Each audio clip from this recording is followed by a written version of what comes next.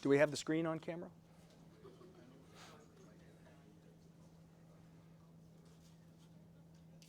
Do we have any people out there watching, Matthew? Diane. She doesn't count. Let me know when we have people. Can you see the stats? Two people watching. Okay.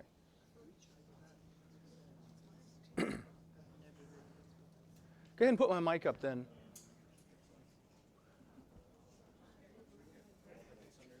You know how to do that, right? Okay. All right, so as folks in the room are getting pizza, we have a couple people that are watching on YouTube right now. And I'm going to encourage them to go ahead and go to this URL. Get on the screen here. It's the URL for the town hall, uh.edu/UIT-Townhall. And go ahead and to the link down at the bottom and fill out the survey. Even those folks watching from home are going to be able to win a door prize. And so we're going to take the opportunity here. Everybody continue on the forms. Grab some pizza. We got soda back there. We'll pick up here in just a couple minutes. I want to give you guys a chance to get some pizza in and get a chance to do some of the surveys. Okay? So Matthew, you can bring my sound down, and I will return on camera in just a few minutes.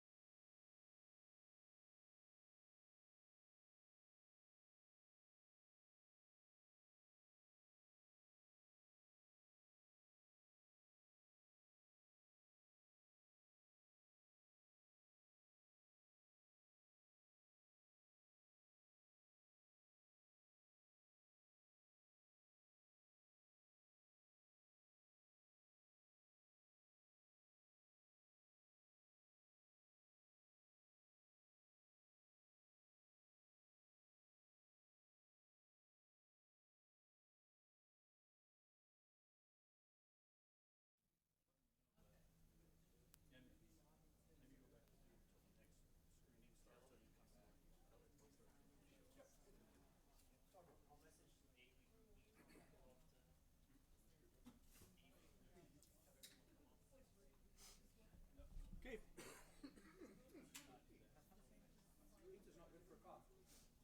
For those of us, those of you that just joined, go to this URL with your phone or your laptop or whatever you have with you. Click on the link for the survey down at the bottom. Log in. Fill out the survey. That automatically enters you for the door prize. Okay? We're gonna need this on to get the names. Yep. Plus it's gonna come.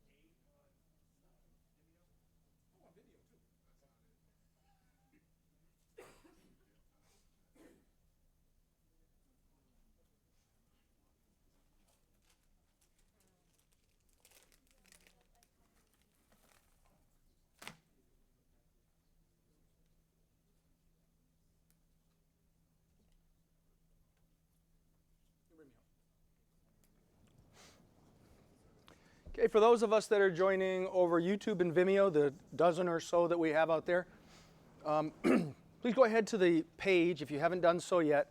Go ahead to the uh.edu/infotech/UIT-Townhall. Click on the survey link down on the bottom. And once you fill out that survey, you're automatically entered for a door prize. If you are watching from home, you are still eligible for a door prize. So please go out and fill out that survey. That'll automatically capture who you are, log in with your CougarNet credentials, and we'll be able to pull that up during a little later on in the town hall here, and we'll start pulling names out so that we can give some prizes out. Okay? And if you're watching from home, it's okay. We'll make sure we let you know who you are, and you can pick it up at the help desk. Okay. All right. I know you guys are still filling it out. Please go ahead and continue to do that. We want to make sure that you guys get in there for the door prizes. I think this is the first year that we've actually had an iPad in there, so it's kind of a good thing. I do a few introductions. As you're filling it out, I got a few of my staff here I'd like to point out. First off, my name is David Johnson. I'm the Assistant Vice President for Technology Services and Support. Now, the way IT is set up is there's three parts of IT. There's IT security. IT security is out there to make sure all your information is safe. Okay? Then there's enterprise systems. Enterprise systems are those guys that run the PeopleSoft system in the back end and all those hardcore, databases that make this university run. They're actually in enterprise systems. And then there's technology services and support, which is my area. And technology services and support is the one that you basically deal with on a day-to-day basis. If you call the help desk, if you've got a problem with your network or something like that, someone comes to fix your network connection in your room, that's going to be technology services and support. We're what we call the public-facing side of IT. Because you don't want to talk to the guys that actually handle the servers. They don't speak English anyway. Okay? So we just kind of leave them off to their own devices, and then we'll work with you if you call the help desk or if you're having any issues. So anytime you have an issue, and you call the help desk, you're reaching somebody in my staff. So let me introduce you to the guy that's in charge of customer service. That's Leroy Mays. He's fiddling with pizza. So in the back of the room, that's Leroy Mays. He's the pizza guy today. Leroy's our Director of Customer Service. He's over the help desk. He's over our Information Technology Availability Center. And he's the one that smooths things over when they go wrong and makes sure that things get fixed.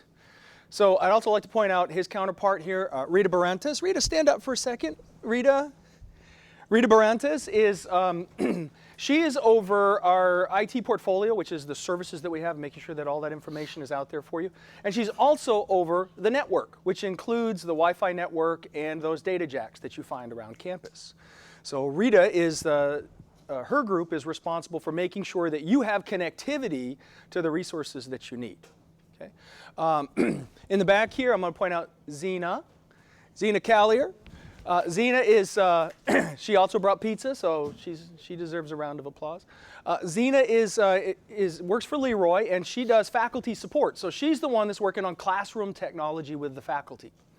So when you guys are working with those classroom technology, she's the one that is going to be helping to make sure that we have the right technology going forward in the classrooms. And so I wanted to make sure that I introduce those folks because they're the folks that really make things run around here. They're the folks that are going to represent you with everybody else within IT. A couple other folks here. We have Matthew and Iggy in the back on the stream for us right now. So if we're having a problem with the stream, we're going to blame them. Those folks on Vimeo. Got a couple of student workers. Kelsey, would you go ahead and raise your hand? Kelsey is largely responsible for everybody being here tonight. Kelsey is our liaison with the students. She is also a student, a senior, right? A senior, and she is working with IT to help us to better understand your needs and to understand how to communicate with you. Because you guys are different than the generations we've dealt with in the past. You use social media differently. I'm old. I don't understand social media. So I need people like Kelsey to help me understand how you guys use social media. And so I got a few questions in the survey about social media. We want to know the kind of social media that you guys use. We want to know how to reach out to you and communicate with you. Okay, so those of you that are out in the streaming world, we want you to be able to communicate with us. And so we actually have, you can tweet to hashtag UIT Townhall, all one word.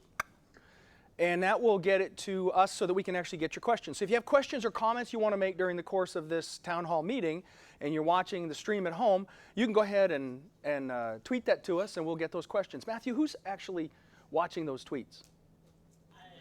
You're watching those tweets. Joseph, is that it? Yes. All right, thank you, Joseph.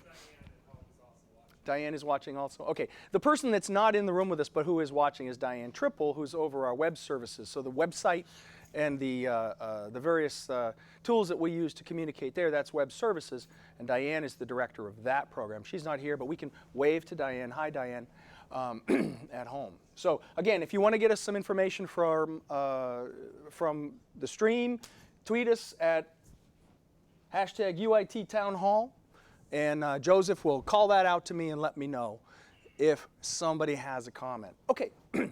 So how's everyone doing with the surveys? Everyone in the room got the survey done? Yeah? Okay. And so anybody at home, please go ahead and use this URL. Use this URL. Click on the link down at the bottom. We'll come back to that because I want to give everybody a chance to get a door prize.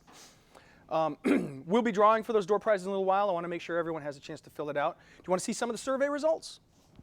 I'm going to show off some technology too while we do this. So I'm going to bring up the survey results here.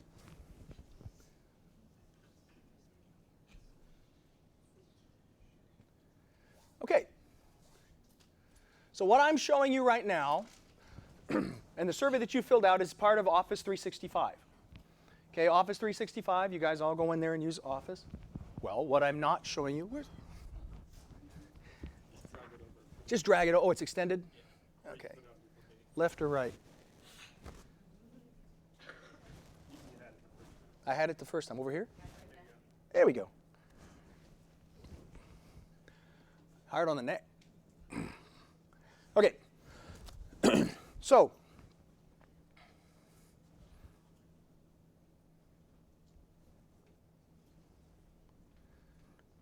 this is the data as we have it right now. You can see we have 36 responses. Where do we fall? We have freshman, right? Freshman, sophomore, junior, senior, graduate student. I'm going to pop a cough drop on top of cheese pizza. Looking forward to this one. Okay, so you can see this is our breakdown for our demographics. Let's take a look a little further down. Where do you live? Do you live on campus or off? So we have 22 on campus and 14 off campus. Okay? This is a great tool. This is something we want to see used more in the classrooms and used more by students. Every student has access to this. You can go and create these kinds of forms. You can send surveys to your friends. You can do research and so forth. That's all available through Office 365, which is available to all students. Yeah, I did 2 years in a row. All right. Okay. For those that live in residence halls, have you ever used the computer lab in your residence hall? So 12 of the 14 residential students have actually used the computer lab in their residence hall. I'm assuming that these two have really good computers and printers. So here's a big question. Have you ever used the UIT Support Center? 16 yes, 20 no. I think that if we get this ratio, we're actually doing pretty good. I would love it if we had 0, because that means everything works all the time, right? So just out of curiosity for those in the room, what did you call the help desk for? Or what did you tweet the help desk for? What did you do? I sent an email because when I logged onto Blackboard, I couldn't find one of the icons. Couldn't find an icon in Blackboard. So Blackboard, you were looking for something, didn't find yourself. Was that at the very first couple days of the semester? I believe so. Yeah. Access UH? Access UH? Yeah, Access UH. Okay. What else? Did anybody have issues with their account? Did anybody have issues with Blackboard? Okay, yeah. So what kind of issues did you have with your account or with Blackboard? Let me guess, with Blackboard, you didn't see the classes you expected to see. Turn down the resolution. Matthew's going to turn down the resolution. Too sharp? Yeah. Too sharp. This is Matthew, for those on the camera.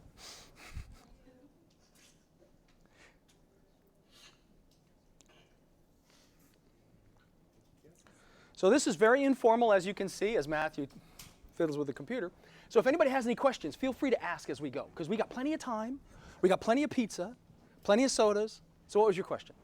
So I found it interesting you brought up Microsoft Forms. Mhm. So when I filled out this form, I had to enter in like my UH. Your CougarNet credentials. Yes. Credentials. So like I'm a part of the student org, and I'm interested in like getting results from my student org members, Right. like how they like our events and all of that. Mhm. So to us, it's a lot more convenient to do Google Forms because it's just like a link versus like this. So Like how. well, let me tell you the difference between Google and Microsoft. We don't have a contract with Google.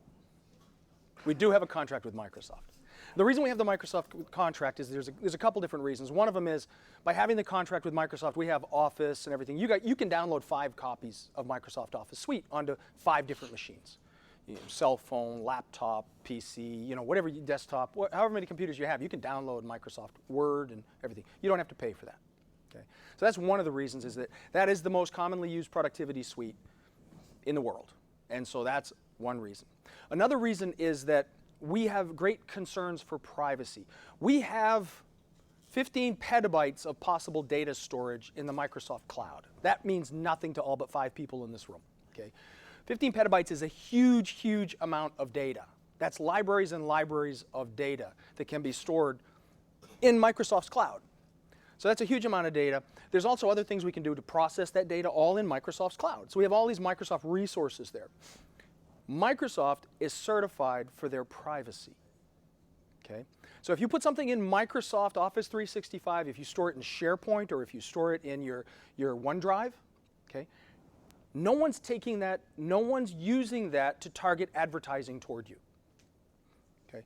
It has actually come up several times, and I can't speak to the veracity of it, but there is the rumor that if you put stuff in your student account with Google, you're going to start getting advertisements based on what you put in that account. So we're not 100% confident with the privacy aspects within Google. It's very, very popular, very common in high schools. I have a Google account. I also have 2 Microsoft accounts, 4 email accounts. I do this for a living, so I have to work with all these things. But that's why we do that with Office 365. Office 365, it's integrated when you use forms. You can pull it into spreadsheets, and you can do stuff right within Office 365. It's the official platform. If you within your student organization want to use Google, you can use Google. Okay, you have the ability to do that and the right to do that as a student. If a university employee uses Google, they're actually violating policy if they're putting any data out there, and we don't support Google for university purposes. So you can feel free to use that. The other thing that is going to be coming with Office 365 is that we're also going to be, we're working on how to make university email available to every student. Right now, every student can get a university email account. If you want a UH email account, you go out there and request it. Excuse me, sorry about the cough at home. You go out and request it, and we'll give you an email account. Okay, then you'll have a uh.edu email account, or uh.edu email account. So you don't have to use your Google account, you have that. Eventually, it will probably be required because it's getting so hard working with the Yahoos of the world and the other email providers to coordinate what they're doing and what we're doing in terms of email. Also, there's specific rules regarding your data. Okay, I can't send an email to a Gmail account with certain types of data. Okay, there's a risk to that. Excuse me. Did you get that cough, Matthew? Okay, good, great. Sorry, out there in the real world. So there's certain things that we can and can't do using private email that make it difficult to do that. So we're moving toward having all students have email. That's something we're trying to work on right now. We've got the technology, but there's a number of things that we have to step through. Once we have that, we will also have Microsoft Teams, which is basically the collaboration platform for Microsoft, and that will be integrated into Blackboard. So if you go to your Blackboard class and you want to collaborate with people in your class, you'll be able to click on Teams and automatically have a team for your class. You can set things up and so forth. So those are collaboration tools. And that's one of the questions I wanted to ask you guys is, how do you collaborate with your classmates? You've already told me use Google, okay? How many people use Google to collaborate with your classmates? My daughter did when she went to school here. Yeah. How many use something else? What else do you use? GroupMe? Dropbox? Yep. GroupMe, we do see some GroupMe. There's a couple others that we run into. But yeah, so we're trying to provide these tools that everybody can use so that when you go into your class and you want to watch a video, you can watch a video by logging in with your CougarNet credentials, not having to have a Google account credentials. Because right now, to fill out a form in Google, you don't need credentials, right? You can do it as anonymous. But if you wanted to log in and get a document or something like that, you have to have a Google login. But with Microsoft, it's your CougarNet account. So all these documents can go into SharePoint. You know, they can go into OneDrive, and you can share them to anybody at the university. Your faculty can post something and then put a video file. You can't put video in Blackboard. Video is just too big. It doesn't handle it well. It does a progressive download. I'm sorry, I'm not speaking English again. You can't see the video well. It has to download to your computer. That violates copyright in some situations. But what you can do is you can put it into Microsoft, and then they just put that Microsoft link into Blackboard, and then when you click on it, it automatically goes in because you've already logged in. It's got your credentials. We're meeting the Digital Millennium Copyright Act rules, so we're not violating anybody's copyright. We're protecting our content, and it's not publicly available. So if you've ever seen instructors that record something for their class and they put it out there on YouTube, anybody can find that. You know, they have to look, but they can find it. And some faculty are not comfortable with that, so we're trying to find platforms that will embed into Blackboard, and that platform is Microsoft Stream.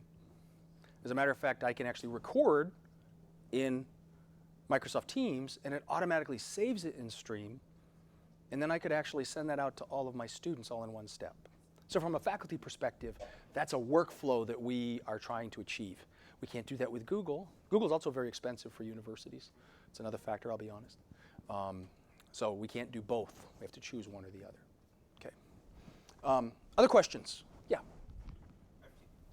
Going back to like the topic of like, I feel like a lot of the things that you guys that actually do well aren't very well advertised. Like for example, like most people don't know that you guys provide Office 365 because like the only information about this Office 365 subscription free Office is buried deep within the UIT website. Right. And then virtually nobody knows that there are actually downloadable drivers that you can use for printing the dorms, which is why like you see so many guest responses for having used the computer labs. Yeah. Yeah. Like if Aaron knew that there were drivers for the dorm printers that you can install on your laptop, I bet that pipe truck would basically be like It would change completely, wouldn't it? Oh no. Yeah. So the comment was, just for the folks if they couldn't hear it on YouTube and Vimeo World, was UIT does some things well, but even the things we do well, we don't advertise, right? We don't promote it, and you're absolutely right. And that's why we need help with something like that. That's why we need the people like Kelsey and why we do sessions like this to get that feedback so that we can improve that. I feel like a good one thing you could probably would be really useful is like if you could like maybe like have a session during the news story and orientations that gives an overview of like all of the resources that are available. So what we're actually working on right now is we're working on a series of short videos so that we can kind of introduce things and you can navigate through and say if I, here are the things. Because what we found is when we do workshops for students, we get a handful of people, and we've got 46,000 students we need to reach out to. So we're trying to find that best way to do that. But also all the software and anything that you have access to, it's available through Access UH. So if you log in to Access UH, which I'm sure everybody has, there's an icon for Office 365 there. So you just pretty much click it and access. And that gives you instructions on how to get there. Yeah. I have a question. Yes. I have a Mac, and so the last time I attended this, and I found out that I had access to Office 365, I started using it on my Mac, and then since I already had a subscription, not a subscription, I just paid for the software, all right? It changed my settings and messed everything up, so now it's asking me to pay because it's saying that I have an unauthorized version when I have Mac.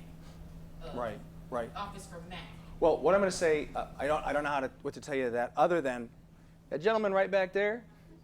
One of his folks can help you, and they can help you navigate that. And again, I'm sorry that you actually paid for something that's available to you. Well, it was before I Where- started the program. yeah. So you had it before. Right. Yeah. You may Okay. just need to log into the software. I did. Yeah. Drop by the help desk. Give the help desk a call. That's why they're there, to be able to help you get through those types of things. And we have a Mac specialist that's there. Oh, I didn't know you. Should we go down and see what else people put in? Do we get any more? We got one more response since we were standing here. That's good. Okay, we asked, how did you contact the help desk? So 5 people did it by phone. Matthew, I'm going to cough. You turn my volume down for a minute? Okay. I've been trying to kick this for 6 weeks, and I don't want to blow away the folks on Vimeo and YouTube. Okay, so we asked, how did you contact the help desk? So 5 by phone, no text messages. Did you guys know you can text to the help desk? That same 31411, you can text to 31411, and there's somebody there that's going to respond to your text. Bet you didn't even know that, did you? 4 chats, 2 walk-ups, and 5 emails. How do you want to contact the help desk? Do we have that here? So tell me, hey, has anybody sent anything in by Twitter? Joseph? Not right now. Not yet? Okay. Sometimes people tweet us our UIT, so just have the ability to via 8 o'clock, 8 in the morning, Okay. So, how do you want to reach the help desk? How many people want to reach the help desk by phone? I'm still more comfortable calling someone than anything else. Who falls into that category? A few people. Okay, there's the 5 people that called. Okay. How many want to use text messages? Right? That's handy. Send a text before you go to class. Come back. Maybe they've solved your problem. Right? I'd want to do that. My daughter would do that. She could write a novel this way. War and Peace. Right? Like that. 2 thumbs. Okay. Chat. How many people prefer chat? A handful of people? How many people just say, I want to walk up and talk to a human being? That's your preferred method of communication. You're not a millennial. Okay. Email. Why did you use email? Those of you that said email, why did you use email? Did you use email because I could send it today and I could get my answer later? Was that it? Because I didn't want to talk. That sweet paper trail. Yeah.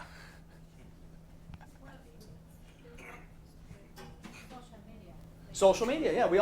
We generally don't take tickets through social media, but we do use social media. If you post something to social media about problems with a network or something like that, when we see those complaints, we respond to them. As a matter of fact, every week, Rita gives me a report with all the social media mentions about the Wi-Fi network. Which there hasn't been any. They've been really good. Well, It's been very good. haven't been any this week. Yeah. A couple weeks ago, we had some issues. Yeah, we had 2 outages actually, if I remember correctly. But that's one that week. Oh, one that week and one the previous week. Previously it was just one building. How many folks here live in University Lofts? Nobody? Good, we won't talk about that outage then. Okay, so rate your experience with the help desk. Leroy, you got 4 stars, man. You're doing good. You ready? Let's just make sure one thing. You going to do a gift card? Do a gift card. Okay. Has everybody? Let's just do one last check. Has everybody had a chance to do the survey so you're registered for the drawing? Everybody in the room? You're good. Okay. So the folks out. Hang on one second, Leroy. The folks out in Vimeo and YouTube world, if you haven't done it yet, where's my URL?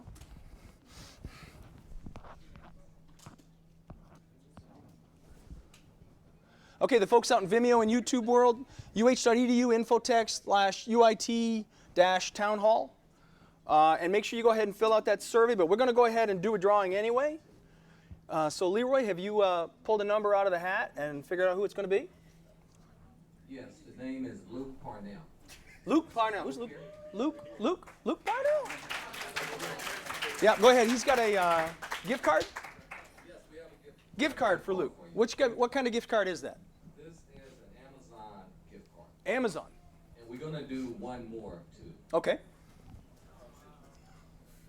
Yes, being in IT is like being a game show host. Okay, Lorena Azario. There you go. All right, Lorena. Okay, we'll do a few more in a few minutes. So I want to take the opportunity now about any more questions. We've been talking a little bit about the help desk. He's got 4.18. Oh, we're going up. 4.18. 4.18 stars, so Leroy's doing well. This is like when you buy a car. If it's not 5 stars, it doesn't count. No, anyway. So comments or thoughts about the help desk. Right now, the help desk is running what hours? Joseph, what were the hours of the help desk? 8 to 8 every day. Right now, it's 8 to 8. You call the help desk between 8 a.m. and 8 p.m. If you call after 8, it goes to our Information Technology Availability Center, and they'll take your information. But they won't necessarily be able to solve your problem. Why do you only go 8 to 8? Gosh, what a great question. Well, that's because a few years ago, when we had the help desk open 24/7, what we found was that after 8 o'clock, we didn't get any calls. We didn't get any calls, we didn't get any tweets, we didn't get any chats. Not just the weekends either, folks, but every night of the week.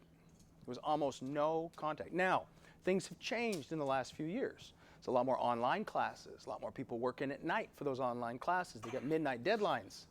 So we are now reviewing that 8 by 8, 8 to 8 schedule. So how many of you, a loaded question, how many of you would like to see a longer schedule for the help desk, open later at night? How late do you think the help desk should be open? Should it be 24/7? Do you think we need a 24/7 help desk again? Maybe till 2 in the morning? Yeah? Yeah.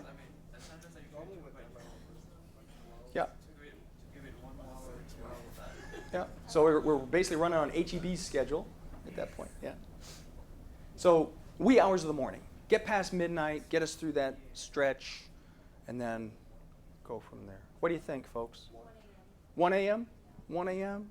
So if we were to go 7 to 1, right? I hear sometimes from students who are like 8 o'clock, I had to get into class and I couldn't get something going and I went to class. I'll tell you a little story. Here's one thing I really love. Every semester this happens. Faculty member calls me. Faculty member calls me and says, one of my students said she couldn't submit her assignment because Blackboard was down. Yes, from 2 to 6 a.m. on Friday. Yes, it was. Okay, I can see that. I can confirm that. So don't use that excuse unless it's real, okay? Because when they call me and say I had a student couldn't get it in, all the others got it in, why wouldn't this student be able to do it? Well, let's see, Blackboard was up. That's all I can say. But anyway, okay. Comments about the help desk or things you need to see at the help desk. Is there something that you've struggled with in the past that you think needs to be better supported? Let me tell you what we try to do. We try to make it so you can support yourself as much as possible. You've all done a password reset? You comfortable with the password reset tool? Right? Go in there, reset your password. Do it every day if you want. I know some faculty that do that. Okay? You do it every day if you want. Now here's something that I've tasked my team to do. I've tasked them, who was the person that had trouble with Blackboard? Was it you that had trouble with Blackboard? Couldn't see your course? Yeah, couldn't see your course? So one of the issues that we have is at the start of the semester, they're still populating the courses. So if you register for a class, you don't immediately show up in Blackboard. You might show up in PeopleSoft, in MyUH. But it takes a number of hours to a day to get everybody into Blackboard. And so students assume that, gee, I just signed up for the class, I should automatically be in the Blackboard session. That's not really the case. So we're trying to find a way to make that process, or to make you have transparency in the process so that you can see if you should see what you're supposed to see. Did I do that right? I did that right, didn't I? Yeah, okay. So we want you to be able to look in and say, okay, I signed up for the class, I'm going to go in and I'm going to look and see, should I see my Blackboard section yet? Boom, oh, it's not there yet. I don't need to call the help desk right now because the help desk gets deluged with Blackboard questions on the first day of class. And it's all people that signed up at the last minute. And then the best they can do is say, okay, when did you register? I registered 20 minutes ago. Okay, you're not going to see it yet, right? So that, but it's a call and somebody's waiting on hold for a few minutes to get that. So we want to try to eliminate that, give you as many self-help tools as possible. What other self-help tools do you need? What is it you do involving IT that you want to be able to do by yourself and not have to call someone or ask someone? You guys are an easy crowd. Let's move on then. If you think of something, go ahead and jump in.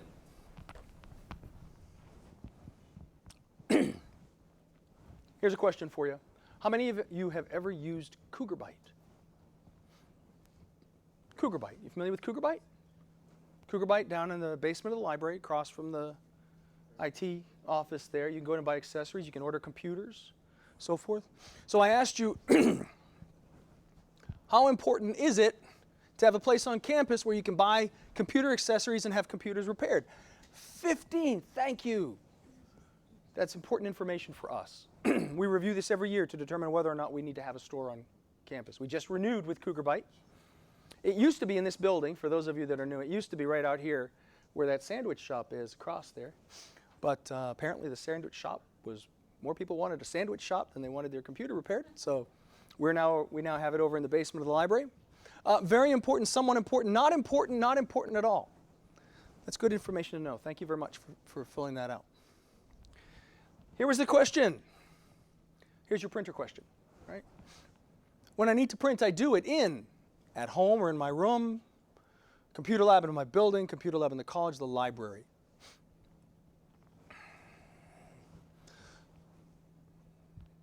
$23 out of 38 in the library. I expected that. A lot of people do their work in the library. It's easy to print in the library. You get lots of free copies in the library, right? You know, you actually have free copies in the dorms too, up to a certain number. And then the library, I think it's some really, really high number. 500 pages. That's a good number of pages. I know people that used to print out their textbooks, their online textbooks. You know, tie up the printer for 45 minutes. Okay, here's the big question that I wanted answered. Social media preferences. Matthew, you want to cut my mic for just a minute so I can cough without... Thank you, Matthew. Social media, my social media preferences. I like to use Twitter, Facebook, Instagram. So Twitter and Instagram, Snapchat. Right? Is that what everyone's using? That's what everyone's using. How many of you are following multiples? I think I have a... What did I say? Did I say to pick 2 on that one? Or did I say pick whatever? Okay. Oh, it was down here that I did it. How would you like us to inform you of service disruptions or notifications? So it looks like email. Is that email? Is it the top one? That surprises me. I don't see that every email. And then must be, is that Instagram? That color, I can't tell the color with my eyes. So why do you want to receive messages by email? Check your email all the time. Probably forward something, you get a notification if you get something important. Yeah. It's more professional because if I get news about IP disruptions, I'm not going to look at Twitter or Instagram looking for anything serious. Yeah, so you're looking for something that seems serious, right? Yeah. So how often would you want to know about things? To what level is important to be notified? If the network goes down on campus, we send out a message because you're going to get it on your phone anyway, right? So if the network goes down on campus, we can send you a message. If Blackboard is down, do you want a message? Yeah? You want a message? Even if you don't have an assignment due that day? If you don't have an assignment that day and you get a message about Blackboard, will you go, what are they contacting me for? I don't have an assignment today? Or are you you're okay with it? All right, that's good to know. A lot of students, we start sending out too many messages and they start thinking this is too much, and they get off our list. Because we have to actually have you volunteer to receive messages. We can't force messages out to you. You've got to ask for it. But if we said, would you like to be on a list, how many of you would sign up? If you want to be on a list to receive information about big things affecting the network, big things affecting your services, how many would sign up? So quite a few. Okay. But are you aware that there is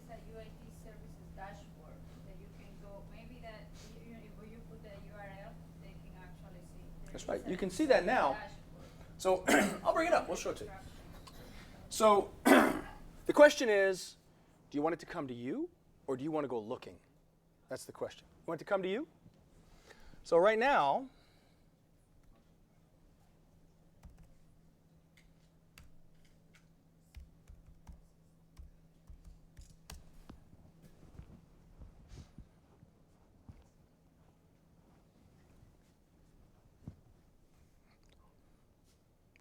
nothing's down. So if we go in here, this is the UIT website, uh.edu/UIT or /infotech. And this little check means that everything's working. So if I were to go in right now and go to Blackboard,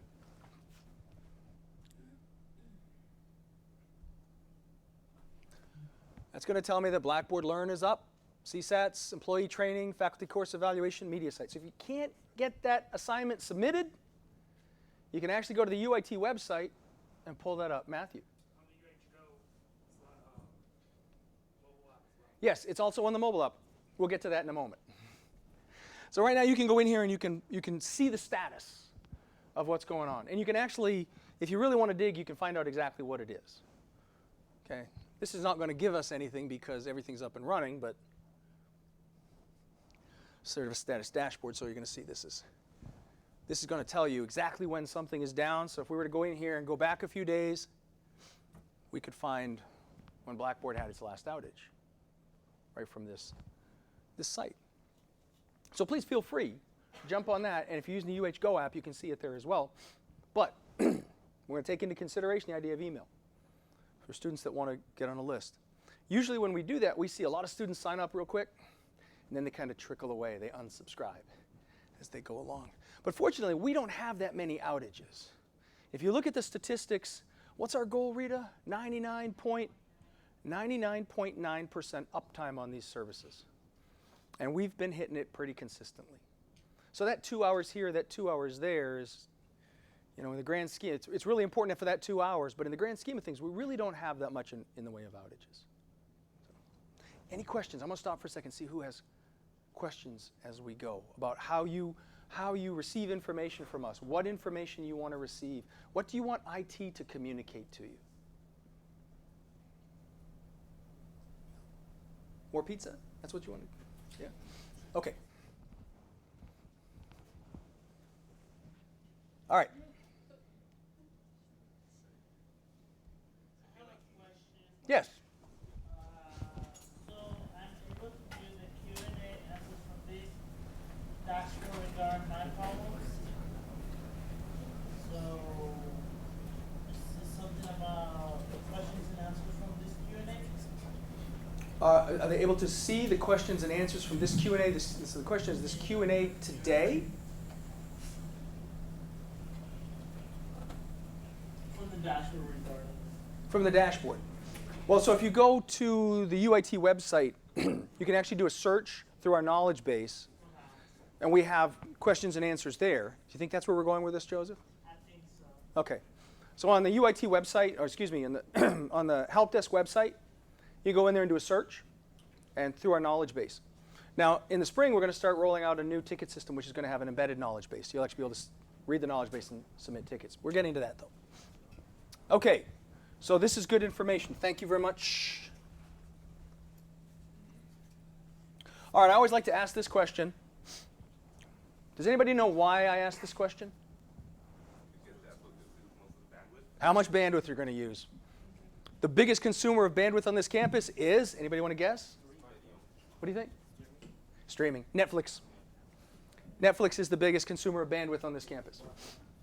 So, Disney Plus is going to get there. I haven't watched it yet, but I hear The Mandalorian is really good. Yeah, Yeah, I got it at home the other day, but I haven't had a chance. My son's been watching Little Einsteins and stuff. So, what's bandwidth? Yeah, it's how much capacity you have coming into the campus. How much network do you have? How much network space? So when you are watching a stream, okay, you're using a certain amount of bandwidth. So we've got this much bandwidth, you're using this much of it. If everybody's watching that stream, eventually, theoretically, you're going to use all your bandwidth, and then everybody's going to suffer. Nobody's going to be able to watch it. It's going to break up. It's going to get blocky. It'll hang. It'll buffer. You know, familiar with the term buffer, right? So if you use all the bandwidth, then that's going to cause you to have network problems. Yeah. Does bandwidth vary based on location? Like, for example, the library versus classroom? What varies by location is not the bandwidth. What varies by location is the number of people using it. Okay, so the library is a very congested area. We've put a lot of effort into the library to get a very expansive Wi-Fi network in there. It's got the latest and greatest equipment. We try to keep it as updated as possible, keep it updated all the time.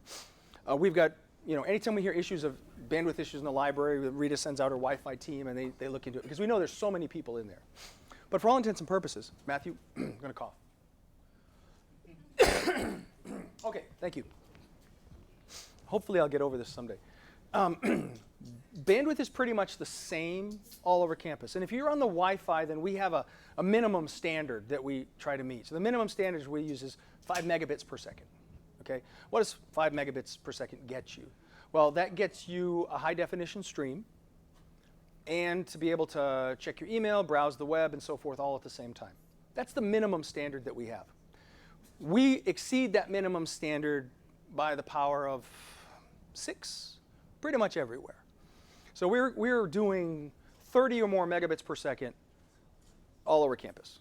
Okay, we go out and Leroy has a team that goes out and they test all the time. They go in the library and they will go through and they'll test the Wi-Fi speed. If you want to know how to do it, you can use a way to fast.com. Fast.com actually goes off Netflix servers, so it's everywhere, right? But fast.com will tell you how fast your bandwidth is. Now, I'm going to take a real chance.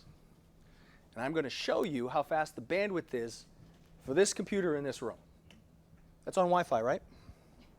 Let's find out. Now, Rita, you better not embarrass me here.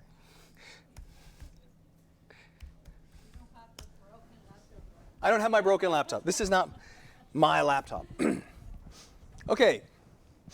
So this is right now, anybody that's on the network in this room right now, we're all on the same data. We're all on the same wireless access points. There's one here and there's one there.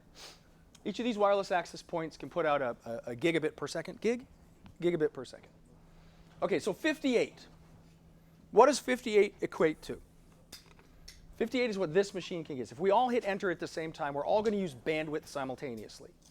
Okay, but we're still going to get speeds that are probably going to be over 30 megabits per second. But 58, if you're going to buy 58 megabits per second at home, okay, and you're not going to carry 40 people on your network at home, right? But if you're going to buy that at home, that's going to cost you AT&T or Comcast. That's going to be how much? You're looking it up, aren't you? You're using my bandwidth, man. Go ahead, eat it up.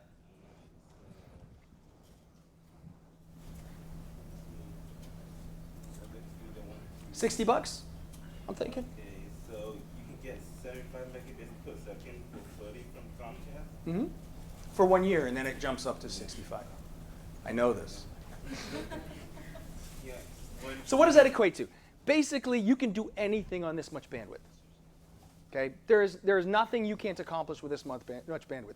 You can do full motion video between you and home. You can FaceTime each other. You can do group conference chats on this kind of bandwidth, and you're not going to have any issues at all. Okay, so this is good. Now, what becomes a real problem is when you get everybody sitting all under the same AP. You know, and then sometimes in the library you get a lot of people in there. They're all, in the library they're all watching Netflix. I've seen this, I got my phone here and I'm watching something on here. I'm doing my social media on the phone, I'm watching Netflix on my tablet, I'm doing my homework on my laptop. Okay, that's normal. Everybody now has at least 4 devices. How many of you have less than 4 devices that you own? You have less than 4 devices? How many of you have less than 3 devices? Wow, you just have 1? Your phone and your computer, so 2. See, what it is people don't get rid of one thing when they get something else. So the average right now is 4 to 5 devices for university students. Yeah. And that's what we put on. That's why at any given day, we could have 80,000 devices on our Wi-Fi network on campus. Okay, so back to bandwidth. So we actually have a gigabit of bandwidth going to every one of these jacks in the walls. So if you're on a computer lab, you're getting a huge amount of bandwidth. If you're on the Wi-Fi, you're probably getting something like this. You should be able to do that. That's not the only thing that affects what you're doing, though. There's the speed of the server, and there's the bandwidth connection of the server. If you're watching YouTube, they put a lot of money into getting bandwidth, okay? And they're gonna probably be fast. You're not gonna have any problems with YouTube bandwidth.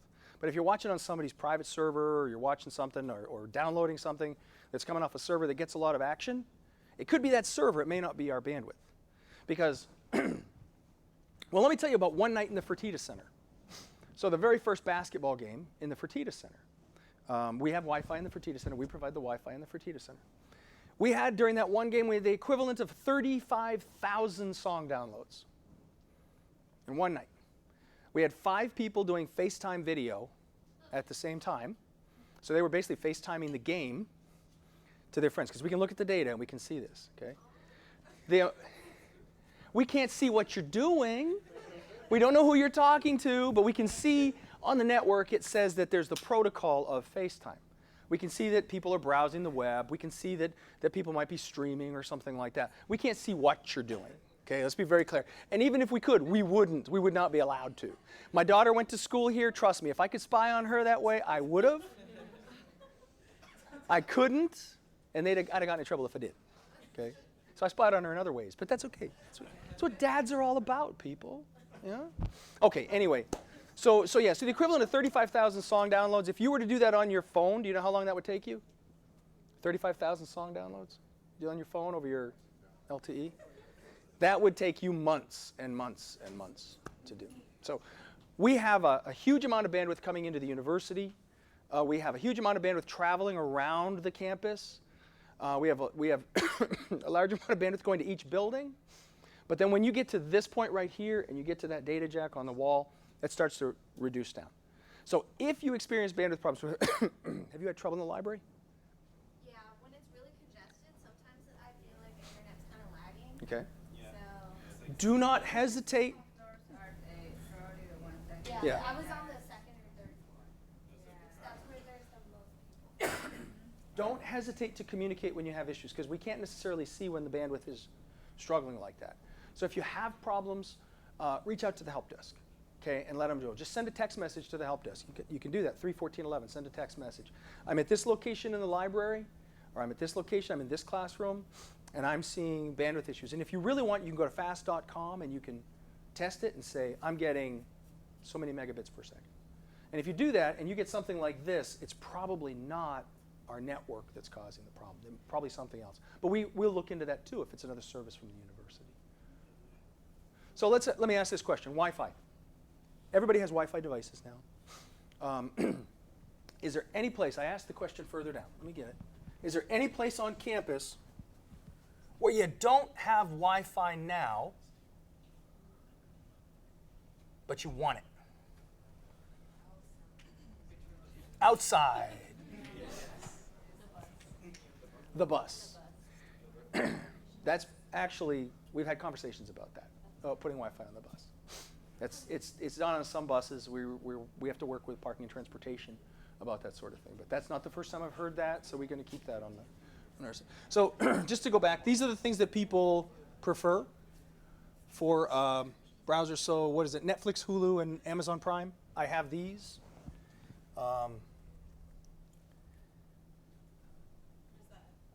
Pardon? What's this? You know what Philo is? How many are in the residence halls? Philo, okay, so let me give this Philo story. 5.5 years ago, we were selecting TV for the residence halls. Okay, we had new residence halls going up, and we don't put antennas on roofs and buildings anymore. Okay, so we use what's called IP television, IPTV. And so 5.5 years ago, we got IPTV service for residential students. Now what that means is we had a satellite dish, went into a server, and it sent out this TV signal through a service called Philo. So you've probably heard Philo. And that allows you to go in there and use your computer or your smartphone or whatever, use the app, use your Roku, and tune your channels, the satellite signals, onto your device. Okay? I could show you the statistics. I can tell you right now that the number of people that were actually using it was extremely low. It was only available to residential students. Most people already have Netflix or YouTube or something like that. For what the university was paying for that service, we're serving less than 200 students on a regular basis. And we're talking a lot of money.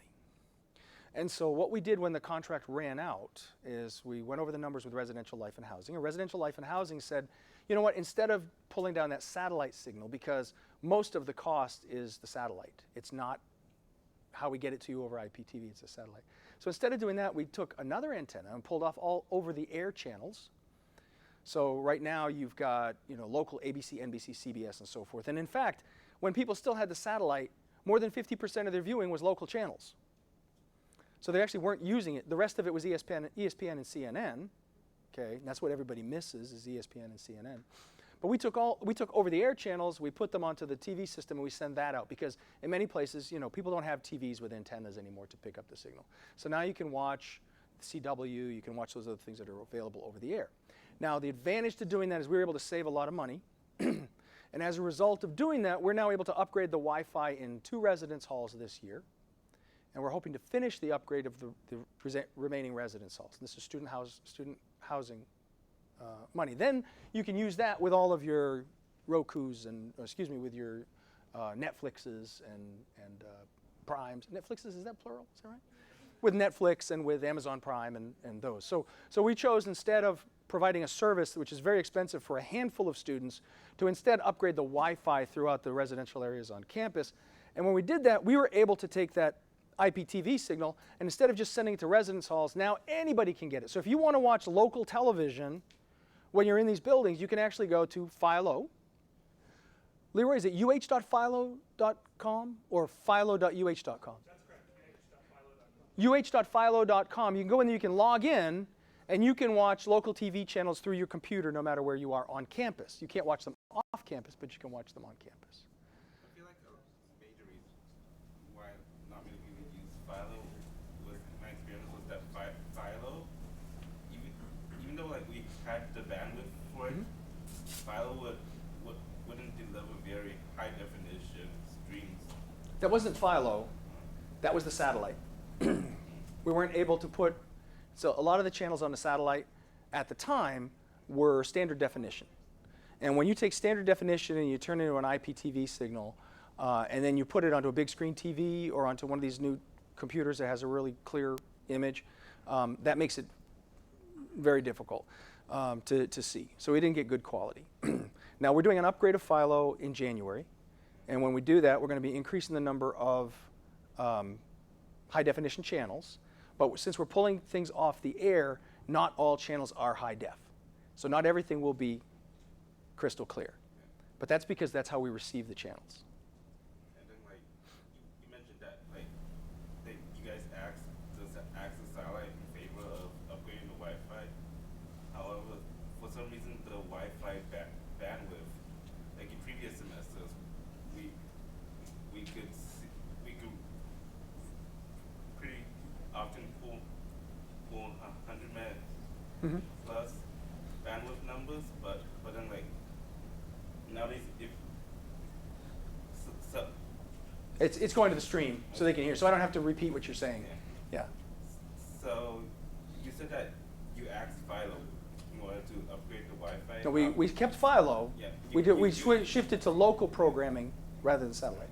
So you asked the satellite in order to upgrade the Wi-Fi. However, it seems like the Wi-Fi has actually deteriorated over from previous semesters.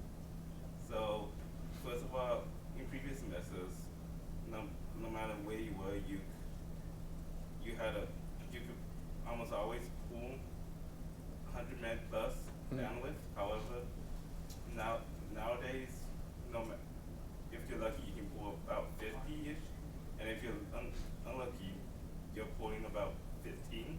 And then also the Wi-Fi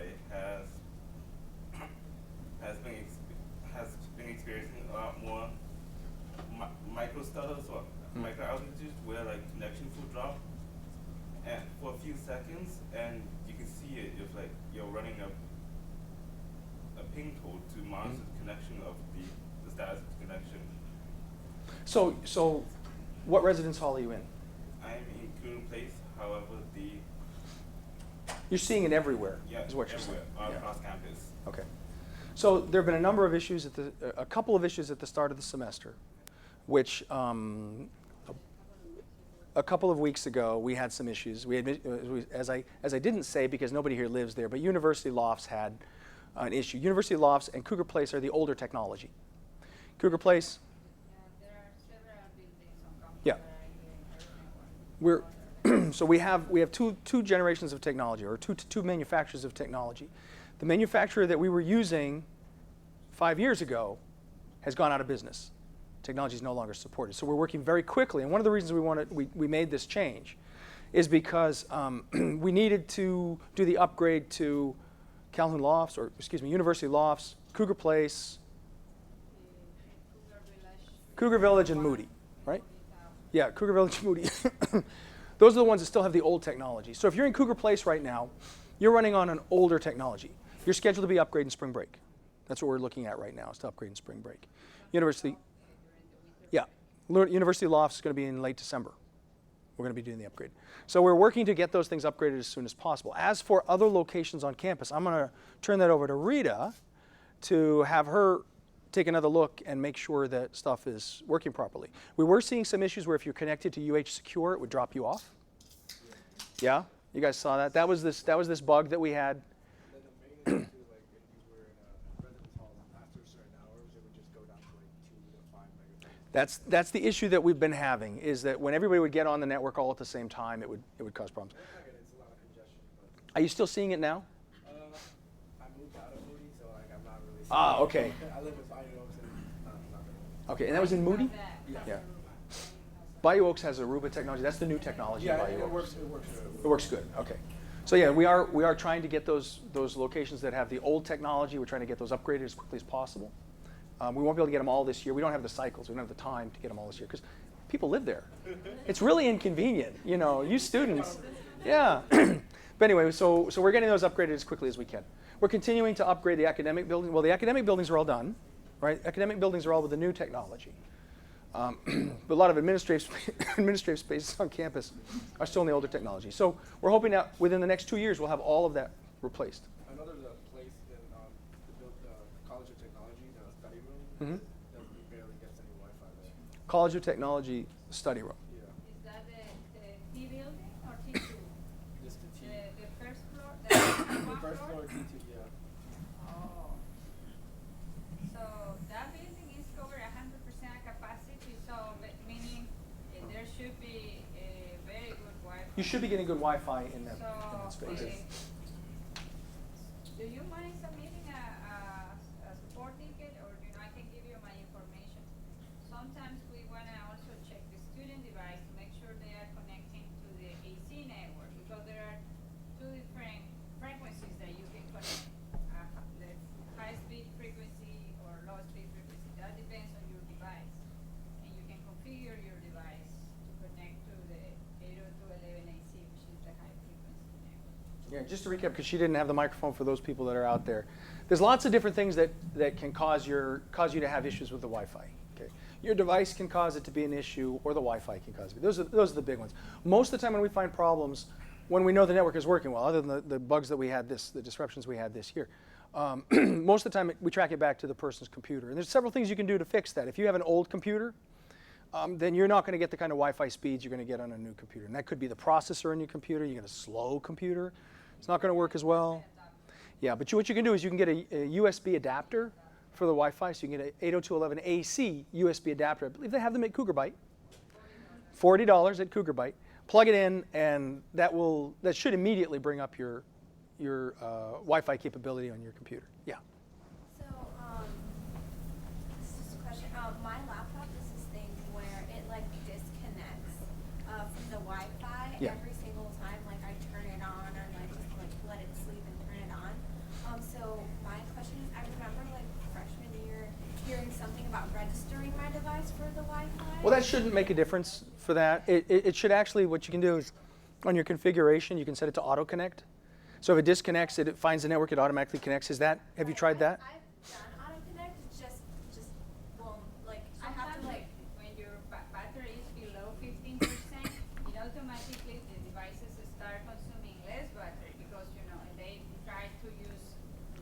resources. So one thing that it does is disconnect you from the network. Try to use less resources. So make sure you have a good life in your battery. So above 15%. Lower battery, it will try to disconnect you from certain resources, including the connectivity with network connectivity. Yeah, so what you can do if you want, you got a laptop? Bring it by the help desk. Bring it back, yes, and they will turn it up, make it, Yeah. just ask them to make sure, hey, I would like to make you guys to make sure that it's connected to the high frequency network, the 802.11 AC, so. Just tell them you want the Wi-Fi to work really well. Yeah. Okay? Don't worry about what she's saying. Just Or tell them, I just want tell this them, thing. I want a free Wi-Fi adapter. Yeah. It's my budget. That's right. 46,000 times 40. We should have. We're not gonna be doing some Moody here Towers. As awards, right? Okay. Anyway, well, Moody Towers is kind of an exception. Yeah. Is there some type of middle ground for the follow service? Because I know that last year, a lot of, I know that it may have not shown, but a lot of people didn't know about it. Yeah. But a lot of times, they may have it in the lobby or something, and it'll be like a group of people around the TV watching something on ESPN, like a game or something, and I don't know if it's we don't necessarily need all of the movies and whatnot, but at least I should be able to look So there is a middle ground. Matthew is working on that now. He's back here nodding his head. There is a middle ground for lobbies and so forth. And so the way that it works is this. We are actually setting up a second IPTV service to be used in lobbies and those types of locations. And there is a cost to that to the department. They have to subscribe to that. I apologize. There is a cost to that for the department. But if student housing and residential life, or if other locations on campus, we're going to be putting it into the student center. So there'll be TVs in the student center which have satellite services. There's going to be other locations on campus. But we're not going to be offering it to residential students. Because offering it to residential students costs about $500,000 for about 200 people.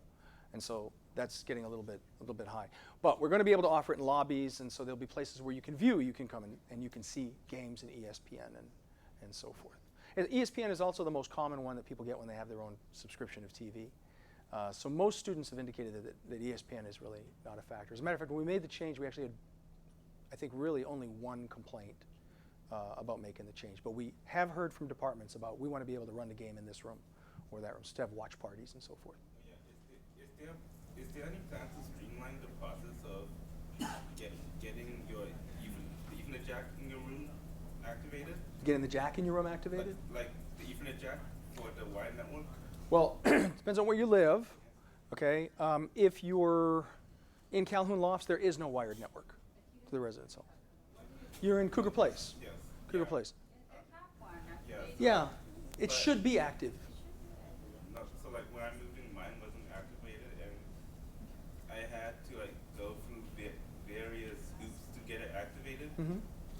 Well, you should just be able to contact the help desk, and if there's a jack so there. First I contacted the help desk, and then they told me I had to have the ROC at my residence hall contact its IT and submit a ticket for them.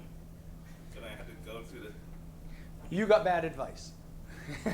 So we're going to look at that. I'm going to have Leroy take a look at that and make sure that we're giving the right information out there for those that do have it available. It's not available in all residence halls. And we're getting fewer and fewer calls for it in residence halls as we start to increase the Wi-Fi. Yeah.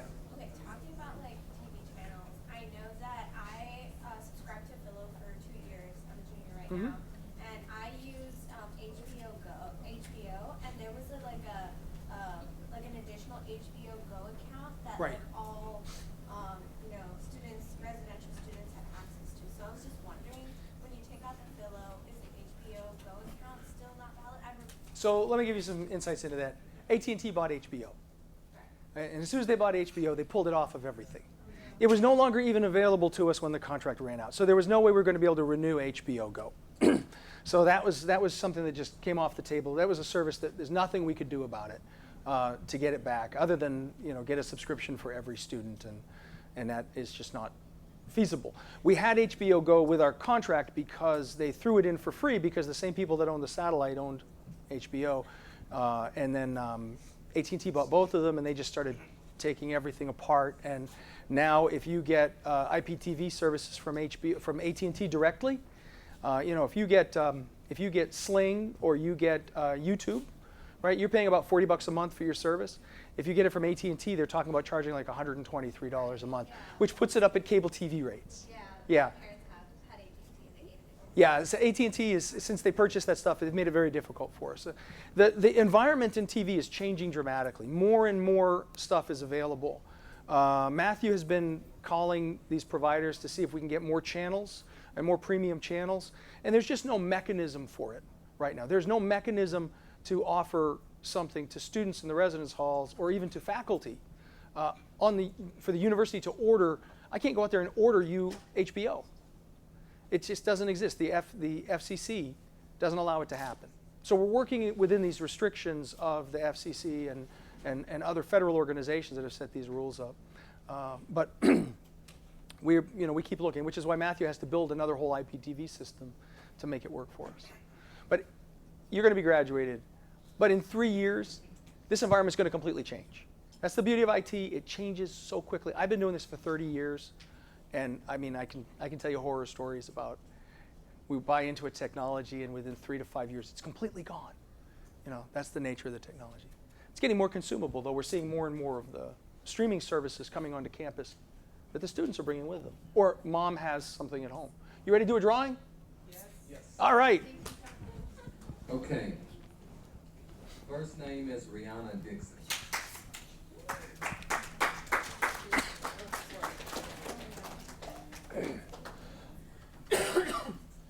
First name is Mariah Cappy. Mariah might be online. Is Mariah in here? Is Mariah? If Mariah is online, you can come by the help desk and pick up your gift card tomorrow, or whenever you get by. Okay. We're gonna do one more. We're doing another one. Are you gonna draw for something big, Leroy?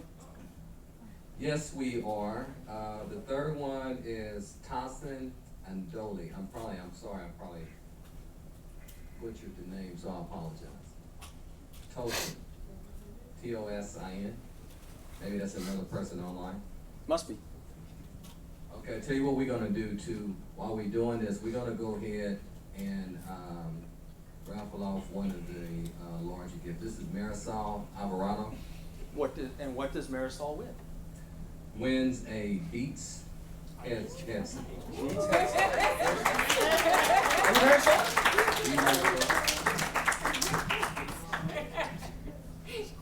I don't know what Beats headset. Okay. So I ask these questions every year because I want to find out how perceptions of students are changing, and that's, you have a question? I just wanted to ask, you said you have plans for upgrading the residence halls. Yes. Wi-Fi. You have plans for upgrading the Ethernet too? The Ethernet? Yeah. What we're finding is we're having less and less demand for the Ethernet. What residence hall are you in? Moody? It's unusable. There's very little investment going into Moody right now. It's getting torn down. Like, The plan is that Moody is going to be going away. What you can do is you can actually reach out through the help desk to the network team, and they can come and check and see if there's something wrong with the equipment that you do have available. Okay, I understand. Are you a gamer? You game? Yeah. See, gamers are the ones that have the problems. They're the ones that eat up. They need that bandwidth. jacks, Moody was only 10 meg Ethernet jacks. Yeah. And the Ethernet jacks in the other dorms are currently 100 meg jacks. We're only investing on the Wi-Fi and really for Yeah. So your Wi-Fi speed's going to be better. Your Wi-Fi speed's going to be better than your Ethernet speed. Yeah. Cabling was installed when they built the various. that Moody Towers in Chapter. So it was built over 3 years ago. The CV and CP opening used the voltage. Kruger Place is new, comparatively. But the ports are only 100 meg. Yeah. For those that are watching the stream, we have a networking discussion taking place, so we're kind of letting them go for a moment, and then we'll get back. Okay. I asked this question every year because I want to keep an eye on how students consume media. And so I ask, what is it that you watch? And I'm not going to pull up all the answers here, but I can see all the answers. Somebody tell me what it is that the show you can't miss. What's the show you can't miss? Used to be everybody said Game of Thrones, right? Everybody said Game of Thrones. Power. What is it? Power. Power. Do you watch it when it's on TV live, or do you watch it delayed? Or is it Netflix? This has been a rough semester. I just watch it on demand. You watch it on demand, yeah? How many people here actually watch TV live? We said, what, 12? 27 later. I watch the news live in the morning. Yeah. For the traffic? Weather. For the weather, yeah. It's Houston. It's going to be hot, that's all. Okay. So anyway, I'm really interested in this data. We capture this data every year. Okay, I'd asked you about Wi-Fi. So we have some that say 3 to 5, some say bad, some say 7 with 39 responses.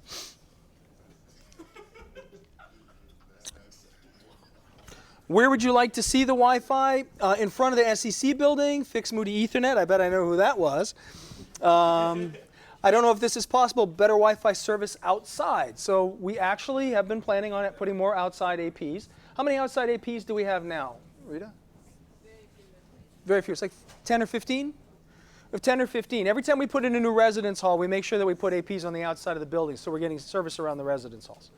We've had a lot of growth recently. So all new construction we're trying to add. So we have outside APs here between the buildings at the student center. We have them around the newer residence halls. So we're trying to get more outside spaces. If we know that students congregate in an area. Now, did you know that out at the fountain, the Cullen Fountain, there's Wi-Fi? Did you know that? Yeah? Hmm? 2 access points out by the fountain. Okay, so I'm a little worried because this guy's pinging my network and he knows where all the access points are. So I'm a little worried here. Okay. Everybody check your phone. Make sure everything's good. Anyway, so there are more access points going in outside. We're going to look at these suggestions. And what we'll do is we'll go back and look at those places that you suggested for the outdoor AP locations, and we'll try to see what numbers of people we have out there. And if we have good enough, if there's enough people out there, we'll definitely consider putting outdoor Wi-Fi. Okay? Do you think it'd be useful to put access points on, like, say, light poles? Light poles? Yeah. Yep. Okay, so the big questions, and Diane is out there right now. Diane is the one who's responsible for IT's portion of the mobile app. The big question was, have you used UHGo mobile app? 28 yes, 11 no. Of the 11 no's, how many of you have used it at all, seen it, downloaded it, and then took it off? A few? So why did you take it off? What was it that said it wasn't valuable to you? It just seemed useless to me. Didn't have the applications. Yeah. So that's the questions that we we wanted to make sure that we asked. So I got 8 responses to why haven't. I'll look at those later. So we had 24 people that thought it was useful. So what was it that was useful? For those of you that are using the mobile app, why do you use it? I like how the feature where if you don't have your student ID, you can pull it up from the mobile app. Mhm. And then like if you try to eat at the dining hall or something, you don't have the ID, you can just Put your show them your ID. and then the number from there. You're going to be able to make purchases soon too. Yeah. That's one of the things that we're doing there with that. Yeah. For me, it's just convenient to have like a lot of those applications on Access UH, like CASA, Yeah. Blackboard. It's just really easy to have it on a mobile phone instead of having Now, to go into my laptop. You probably saw one of the questions was, how important is this feature? And one of the features was the Consolidated Grade Center. So right now you have to go to MyUH to check your grades, you have to go to Blackboard to check your grades, and you have to go to Courseware, which is CASA, to check your grades. Well, starting in the spring, those are all going to be on MyUH, exclusively on UHGo. So there's going to be your reason to load it back on your phone is, I'm going to be able to see my grades, or maybe you don't want to see your grades. It's up to you guys. But that's one of the things that people have been asking for. Another thing that's coming up, though, is right now you can't use UHGo for Blackboard. And we are working now with the Blackboard team to get to the point where that's going to be available through the mobile app as well. So with fully functional. The 2 robot things have their own separate app. There's a long story behind that. And let me just say right now, I have nothing to do with the robots other than provide them their data connection. What's that? Other than network connectivity. We provide the data connection for them. Those are not an IT thing. Okay? So I know they've been very controversial among students. Not me, folks. No, not us. They don't come to my building because I'm across the street.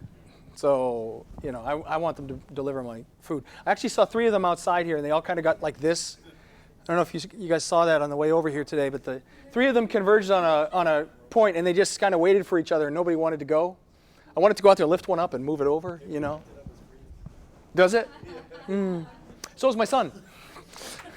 You get 3 toddlers together, and you pick one up and move it. One screams, they all scream. It's terrible. Okay.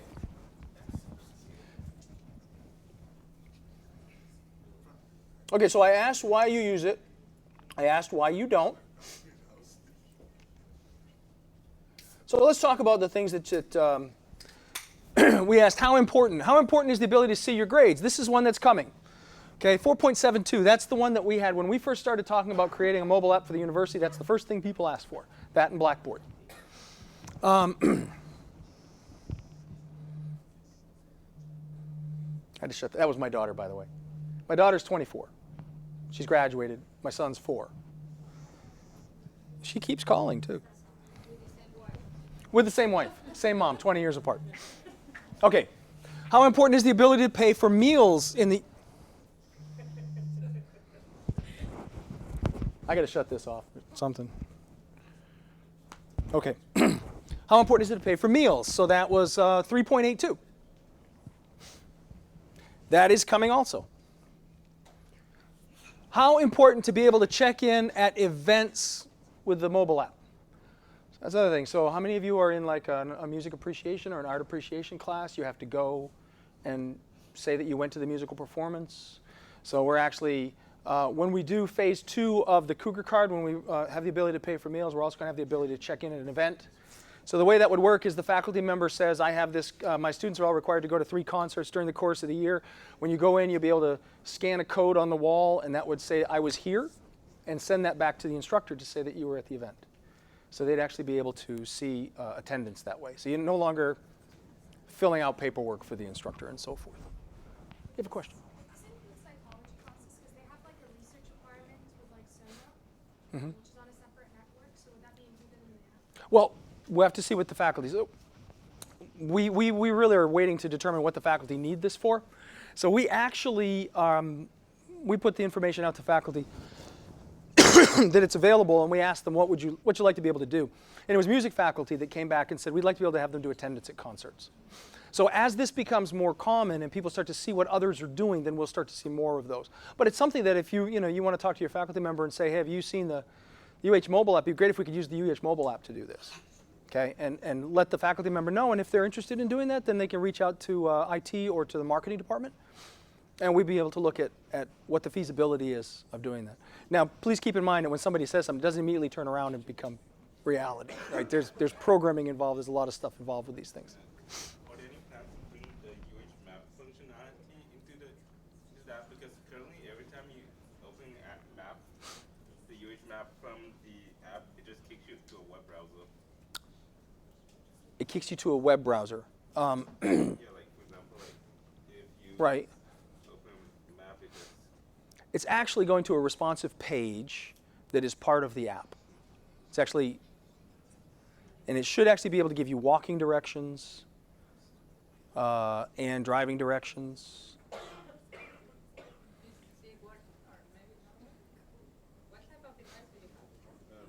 this is an Android 1+ IT. Yeah, like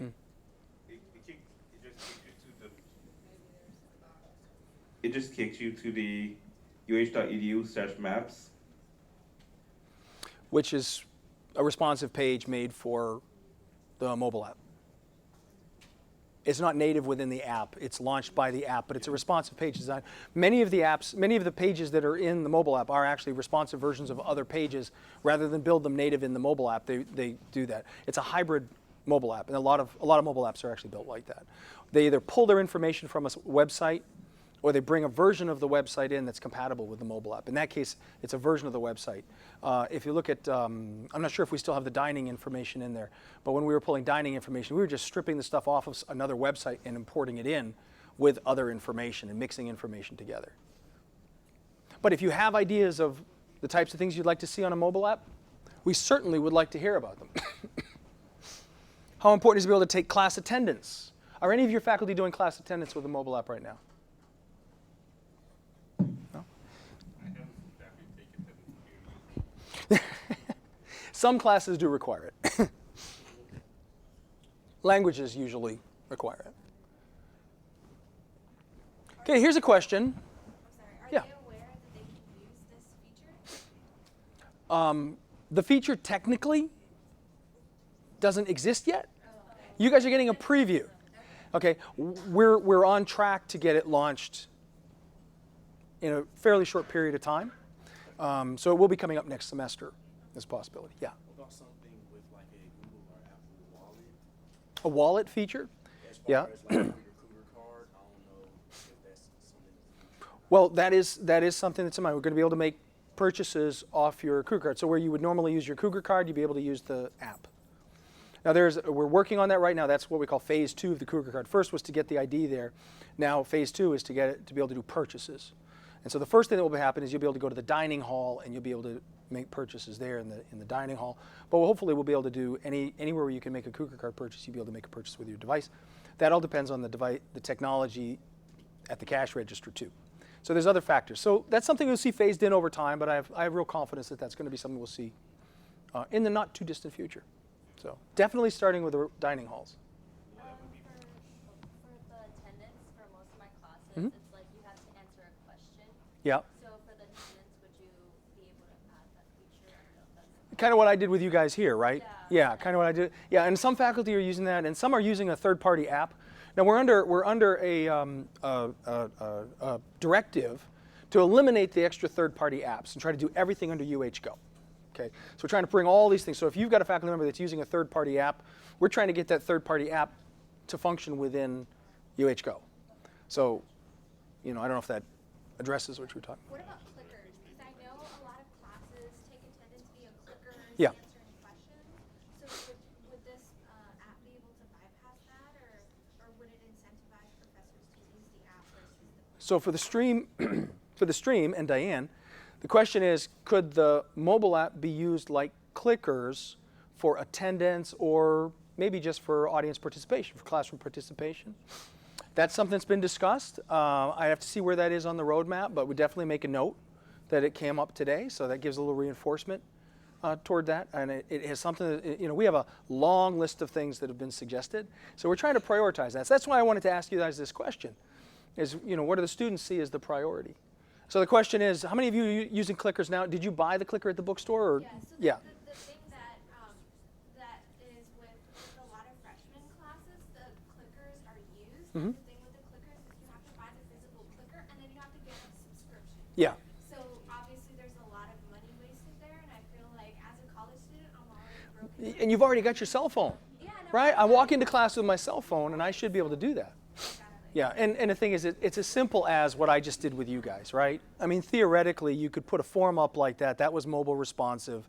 I could put a form up like that and have students come in and answer the questions, do classroom response, do quizzes, do whatever we want in this way. And it actually would capture your answers and store your answers to be able to go back to them. So some of it is that we already have some tools that could possibly do that. We just have to make sure that people are aware of that. The whole comment about communication that we had earlier, where we don't necessarily communicate things to the students, we don't necessarily communicate them well to the faculty either. Which is why Zena was brought on last year. How many months now, Zena? 7 months. Feels a lot longer, doesn't it? Yeah, that's what you get when you work for me. So one of Zena's objectives is to look at what do the faculty need, and do we have applications that faculty can use that would maybe make things easier for the students. And so I'm sure she's going to be addressing those types of things. Because it's not the first time we've heard students say, why am I buying a clicker? I'm only going to use it one semester for one class. Can I resell this? Right? Have you tried reselling? Yeah.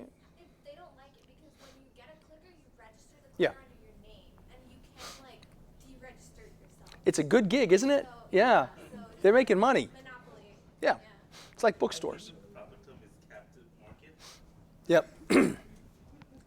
So here's the next question. Funny how this worked out. How important is it to be able to buy and sell books and other items to your peers on an app?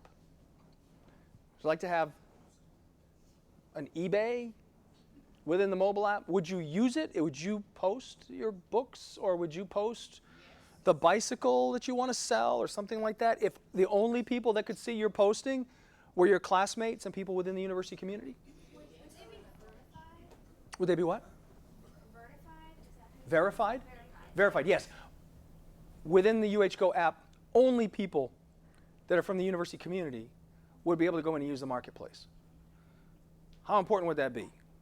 Way to sell your books. Don't have to sell them back to the bookstore. Don't have to do the private sales, right? You can do it right through the mobile app. Be one thing. I shouldn't say that too loud. The bookstore might hear me. But uh-oh. Uh-oh. I use books as an example, but it could be the bicycle. It could be anything, right? You do not want to get in trouble with the bookstore, people. Trust me. Yeah. But anyway, so how many of you would use a marketplace if we had something available so that you could sell items to other students? And it would not be anonymous, but it would only be available to other students. Yeah? Does that sound like a good idea? Does anybody think that's a bad idea? Would anybody get the mobile app because of that?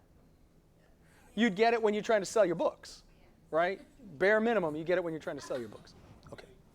Question how whether like the audience would be like big enough to like support a healthy market.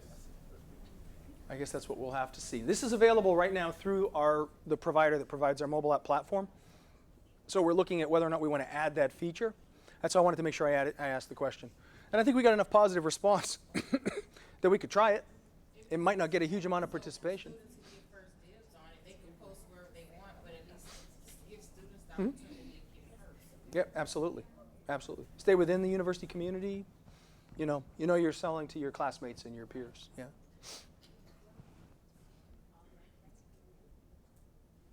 Okay.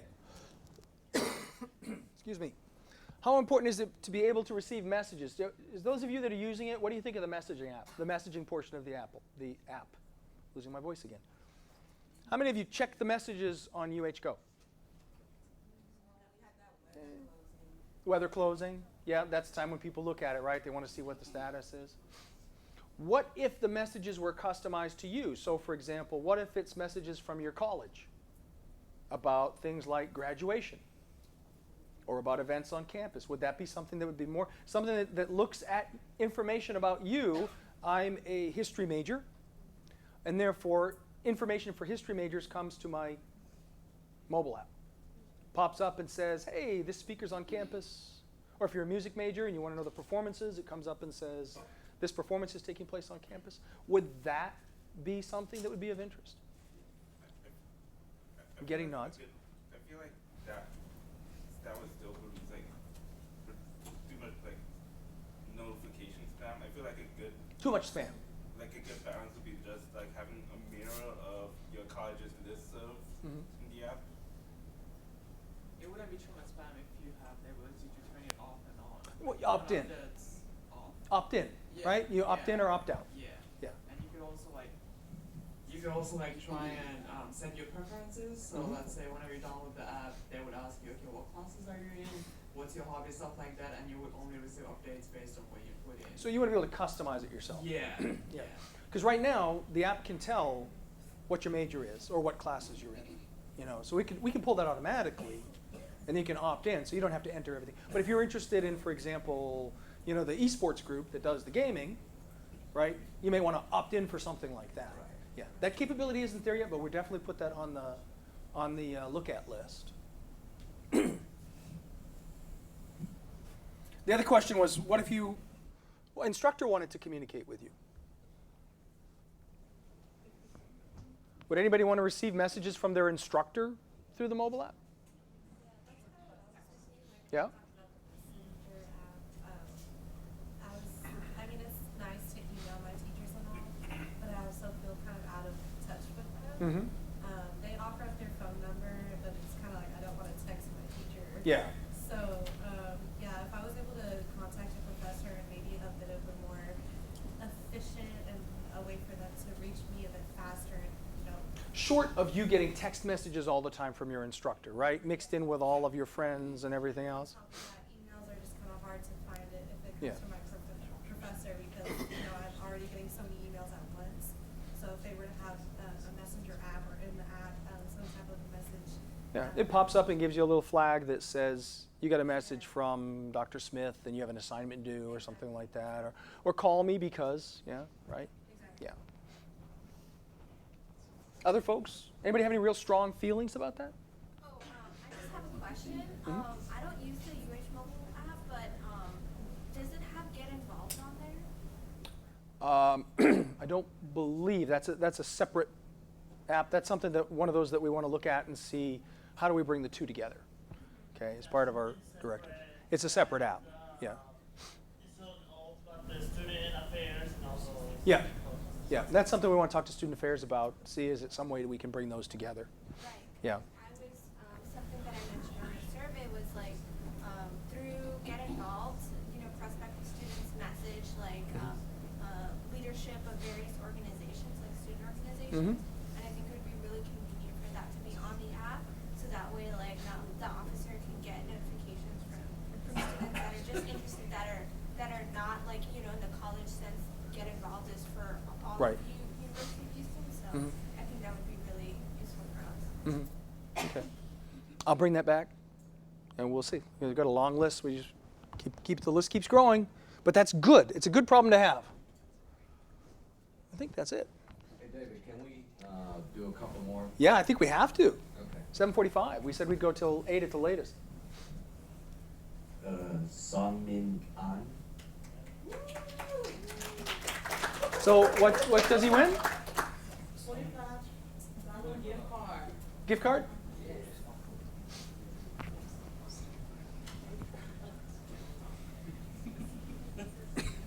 Matthew, I'm going to cough. Shatanga Johnson. Hey, she won something last year, she wins something this year. It's rigged. This is how we keep people coming back every year.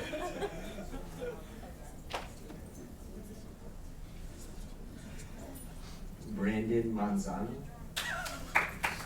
Say what we're winning here. Make sure you tell what we're winning. Oh, another $25 gift card to Amazon. Okay. That might be somebody that's online. He actually wants to go to these bathroom. I'll let him know. Let him know. He can come pick it up at the help desk. Okay. All right. We'll reach out to him anyway. And Jasmine Okoro. Jasmine. Yeah, another $25 Amazon gift card. Leroy, what have we got for big things now?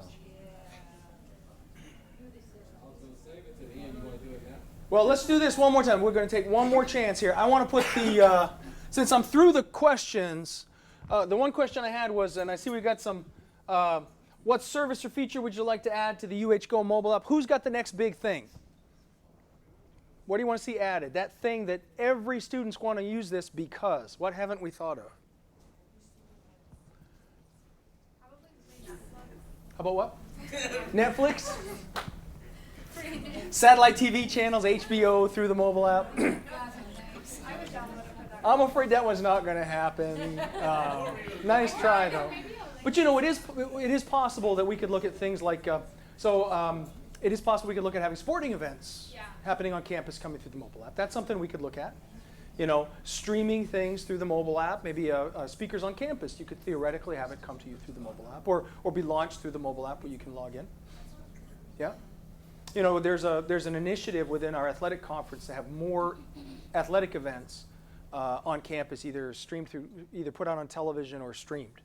And so there's activity right now about how do we do that? How do we make it so the baseball field has cameras and can stream? And how do we do it so these others? So working with athletics on trying to figure out how to do that. And that would be something that would be awesome, I think. You want to see a few minutes of the baseball game? Pull it up. You want to see a little bit of the volleyball game? Pull it up. Something we'll have to look at.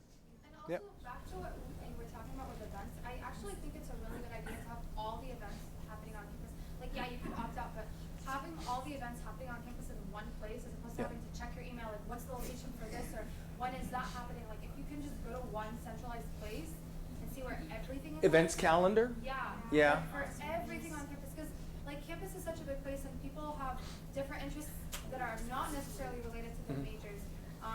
And like for them to be able to know about those and from one location would be really, really helpful. Well, there is a consolidated events calendar on the web now. So you can actually go to the website and do it. But yeah, it needs to be very clear in the mobile app. And it would be great if you could do that and trigger notifications about things going on. Yeah. So adding on to that, actually, you mentioned the web calendar. It is useless. It is. The web calendar is useless? Yes, because it only has the big university events. Mhm. There's a theater. Oh, there's a play on. All right, so Saturday. I'm gonna defend the calendar now. That's because people don't put stuff in the calendar. Okay. The big events go in there is because all the departments have been told put it in the calendar so students go in one place. But the small events, all those other things that are going on campus, there's no reason those can't go into the calendar. It's just that people don't put them in. They don't think to put them in. So. As a student or officer, I think it hasn't really been communicated to us the process on how it's doing that. So maybe the calendar's in the problem. Mm-hmm. Just the communication onto the. Well, that could be the case too. There's a couple different departments that are responsible for that. IT, marketing, others are responsible for that. So I will bring that point back to the correct people about that. If we want the calendar to be useful, everything's got to go in. You're right. It's maybe a bit hard, but just like a random service that maybe parents might think about would be live streaming of like classes, because some professors already record their classes. Yep. So if people could actually access their like classes or like go through attendance through that, that'd probably be useful. So the problem with live streaming of classes is that everybody's got to agree to do it. And if we're live streaming the class, then you're not coming in and sitting down in the classroom. And that's the concern a lot of faculty have. They do lecture capture as a way for people to review, but you still should be going to class, right? And a lot of faculty, it's important that they might not take attendance, but they do want you to come to class. That's why we don't live stream these things. If a faculty member comes back and says, I want to be able to stream something, then we'd probably do it. But I think what they'd see is over about 3 weeks, those chairs would all be empty. Yeah. So let me put up hold your thought for just a second. I want to put up this screen so that people are, okay. For those that are out there, and for anybody in the room that came in late, I don't think anybody came in late, but for those that are out there in the YouTube and Vimeo world, go to uh.edu/infotech/UIT-Townhall. The average time to complete the survey link down at the bottom has been 3 minutes and 30 seconds. In about 4 minutes, Leroy's going to draw for big stuff. So if you haven't signed up yet, go ahead and do that survey, and that will sign you up automatically. You must be a student. You can't work for IT. My people, let your folks know. Okay. Oh, I have a question. I just had a question from somebody here on social media, and it says, do you have a software just for Blackboard knowledge base, or do I have to look through everything? For Blackboard knowledge base, so help desk knowledge base, in other words, Blackboard issues. If you go into the knowledge base and you do a search, you put in Blackboard, it will pull up everything that is related to Blackboard. So that's the way that we sort through these, is that we actually go in and we categorize each one. So if you put in Blackboard, it'll give it to you. If you put in Blackboard and other search terms, it'll pull those down as well. So I'm afraid that's the answer for that. Does that sound like what they're asking, yeah, Joe? Yeah, also I want to emphasize the UHIT social media services. So right now you have your phone, right? So I want you guys to go to Twitter and follow us at UHIT. And then if you have any questions or if the Wi-Fi is down, make sure to tweet us or tag us. Also, make sure you use our text service. A lot of you guys didn't know about the service, and it's the same number that you can call us. 31411. Send a text to 31411 and go to the help desk. So it's really important. Like if you guys want to have better assistance, we're there 8 to 8 every day. We need Dawn and my friend. We're always here to help you guys out. Just to FYI. So make sure you guys follow us at UHIT. Okay. Other questions, comments? Yeah. I was just curious, how does the administration feel about pushing things such as gaming and esports? How does the administration feel about pushing things such as gaming and esports? Which administration? I guess, you know. This administration? This administrator thinks it's a great idea. Okay, and I'll tell you what we did at the university I used to work at. We created a gaming lounge for students. So we actually did that for the student body is we set up a gaming lounge. And so, yeah, you're with esports? Yeah, great idea. It can do double duty for us because if there's an environment that you can do gaming in, it's also an environment we can do training in. So if it's not being used all the time, you know, a little space sharing, we're all good. There's lots of opportunities. So we're discussing about how we're going to work with you guys right now and how that would work out. So. What would you like to see us bring to the table? What would you like to see us bring? Bring your games. I get in trouble if I buy Xboxes and stuff. Okay. I buy lots of monitors and projectors and things like that. I don't buy Xboxes. So. If they still sell those, I don't know. I feel like it would be really useful if you guys would to deploy mouse pads in the various computer labs, especially with the printed computers, because those aren't exactly the best mice. And secondly, it'd be nice if there was just a place in the UIT to go out where you could like see when everything opens and closes. So like hours of operations for like various buildings, student centers, the various dining spaces. Hours of operation? Yeah. Some sort of a master list of hours of operation for the UH Go? Yeah, yeah. And mouse pads?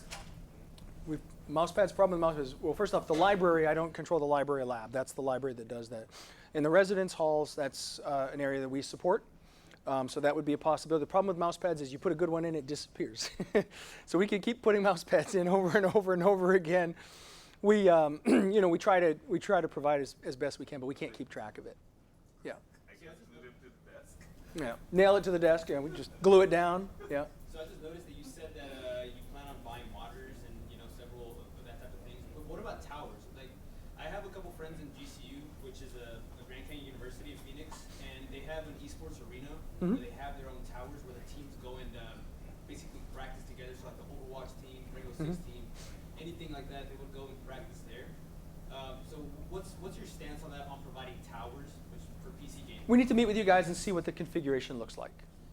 Okay, so we want to talk about that because, like I said, I want to be able to leverage things as much as possible between IT and those groups that do these types of things. We have a common interest in technology. We just need to sit around the table and determine exactly what that is and how that all comes together. But definitely want to sit down with you. I know Zena and Kelsey have been working with you guys, I believe, right? Does that sound right? Zena and Kelsey have been talking to you guys about this. And we want to sit down and figure out exactly what's needed and how it's going to work. Yeah. Who knows, maybe like HP or MSI might donate. So let me take the question in the back and we'll go back to gaming for a minute. What was the question? Is the area that you're gonna make gonna be more? Is it gonna be, I guess, in more control in that you'll have someone that is able to cater to that area in case like they want to close off that part of the network for like a private, you know, just anyone. We'll have to talk about that as to how that would work. But we're really literally talking about having it right near the help desk. So it's a great support area. So, yeah. Are there any plans like consider revisiting that 5 megabits? Oh, the 5 megabit is just an arbitrary number. When we first put the network in, 5 megabits was what you needed to do these things. We know the demands have gone up. The 5 megabits, we just have that number as this is a floor. Okay, we'll never go below that. If it goes way below that, then that's a real network problem, or there's something going on there. But in fact, we need to up that. We need to raise that to 25 or something else that's going to be the new floor. And that's something that Rita and I have discussed several times, and we'll be taking a look at that because we don't go below that anymore. We have to find a realistic number. I know 25 is that's the current FCC's current definition for broadband, and then like I know that nowadays like allows flagship phones and more frequently routing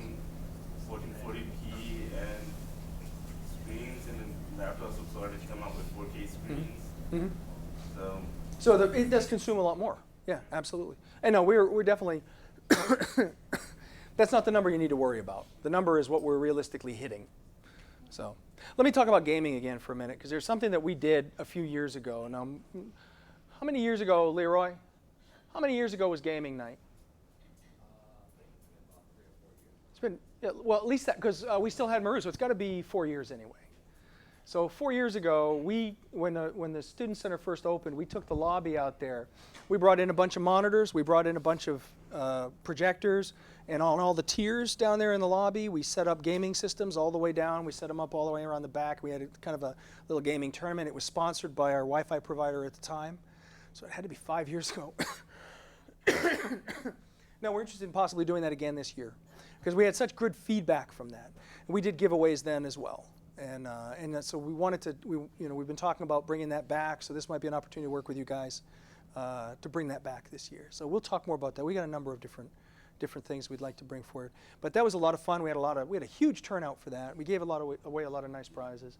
And so IT, we want to be engaged with the students. We want to hear what we want to be in open dialogue with students all the time. So we want to try to find ways to work with you and to understand what your issues are. So. Okay, it has been more than 4 minutes. Actually, it's 8 o'clock right now. So Leroy, pull some numbers. Okay, we got 2 prizes here, and they're great prizes. The first one on here is Colin Justice. There's Colin. Colin, first one here. First one, big prize. Yeah. And this is for some Bose headphones. those are actually good. Beats on just no price, but those are actually good. Those are good, yes. There's lots of pizza too, please. Take pizza on the way out. What are we drawing for now, Leroy? We have an iPad. iPad. And this is the grand prize. So who do we have here? See, this is, no, that's not that one. That's one of them. That person already got a gift, so that's why I said no, it's not. Only win once, sorry.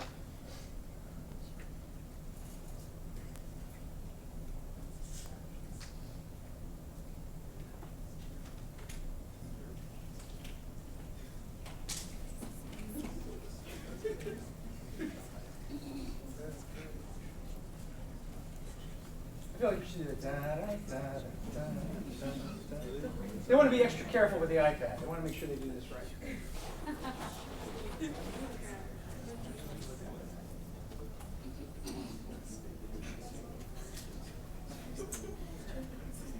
Okay, the winner is for the iPad is Lajita. What is it? Lajita. With an S? With an S. Oh, that's And it went to a person who really participated. I'm glad. She wasn't sitting in the back. She was involved. All right, everyone. Thank you very much for coming. It's 8 o'clock. We've hit the end of our time. Grab some pizza on the way out. If anybody has any questions, I'm going to hang out for a few minutes. And you can come up and talk to me if you want. And otherwise, thank you again for coming and participating. We really do appreciate your feedback. Matthew, you can kill my microphone now. Thank you. Let's go. I'm Luke. You're Luke.